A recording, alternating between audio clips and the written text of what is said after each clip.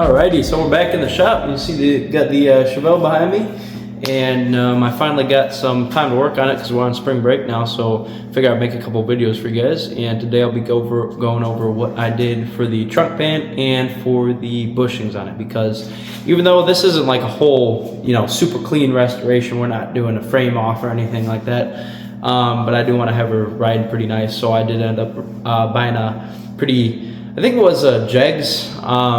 I'll throw it up, on screen if I can find it, but it was a bushing kit and had decent reviews, so I was like, pull the trigger on it. I think it was $100, so not bad for new, better wide quality.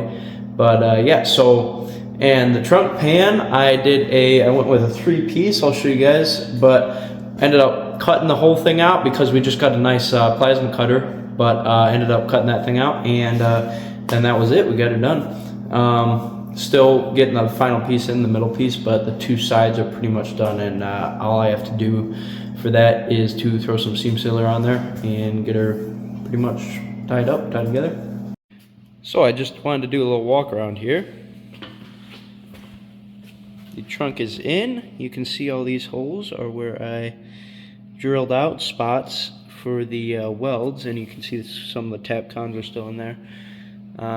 That's good. And then along the side here, there's bushings that go all the way down the frame.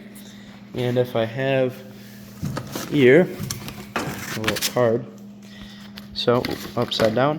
So I haven't done this one yet, but I'm going to.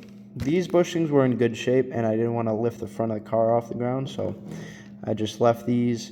These ones were pretty bad, so I ended up replacing these, and then I also replaced these ones, and these. So these ones I got new brackets for. You can see if I come up, there you go. See that?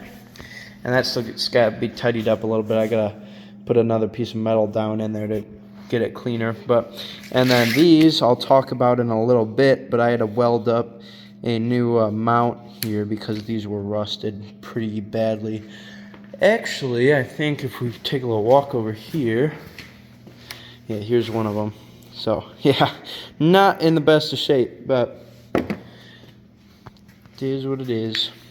On the trunk pan side of things, you can see I welded in right there on the back. I had to cut that little bar out, but I don't know if you can see this one. I welded in these little tabs, and that's because this was not stock, but that one I used the original. This is replacement, but that one's the original because it wasn't rusted out. And so I wanted to use little tabs to connect them up to the top, because this is actually, regardless of how it may look, this is actually in really good shape. For how old it is, how honestly poor the rest of the condition of the car is. So not bad. And you can see we still need to do a lot of work, clean up here. There's no rusted through spots, so that's good, but yeah, we got to clean her up. So you can see the bushings are just sitting on there right now. I replaced both top and bottom on both, if that'll focus, on both sides. And then did this up here. Well, and I got to weld the insides of here yet, but that's all right. And then, yeah, you can see that. Alrighty, so that should be it for right now. I'm gonna finish the middle piece, and then after that we'll go to the rear of the floor pan to patch that. I gotta throw a couple metal pieces in there and get a couple of rough spots here and there. No big deal. And then after that, on the brake, suspension, all that good stuff. So see you in the next one.